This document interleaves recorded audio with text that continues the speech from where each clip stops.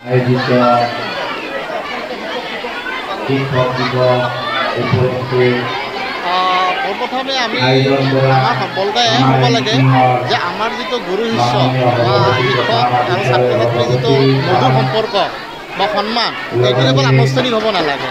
কেৱল এটা দিনত মানে আনুষ্ঠানিকতা বৰ্তাই ৰাখিবৰ কাৰণে সন্মানটো দিলে নহয়, তো কণ্টিনিউৱাছ হ'ব লাগে। আৰু সেই সন্মানটো ৰেচপেক্টটো মিউচুৱেল ৰেচপেক্টটো সদায় আমাৰ ছাত্ৰৰ মনতো থাকিব লাগে, ছাত্ৰ ছাত্ৰীৰ মনতো থাকিব লাগে আৰু আমাৰ শিক্ষকৰ মনতো থাকিব লাগে।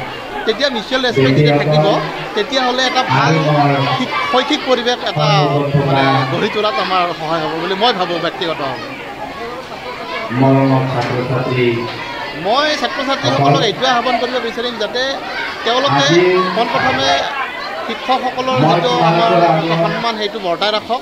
লগতে আমি যিখিনি দৈনন্দিন আমি পঢ়া শুনা কৰাওঁ বা যিখিনি তেওঁলোকক গৃহকৰ্ম দিওঁ সেইখিনি যাতে কণ্টিনিউ কৰি ৰাখে আৰু এটা ভাল পঢ়া শুনাত মানে বৰ্তি থাকে, তেতিয়াহ'লে তেওঁলোকৰ ভৱিষ্যত মানে ভাল হ'ব বুলি মই ব্যক্তিগতভাৱে ভাবোঁ।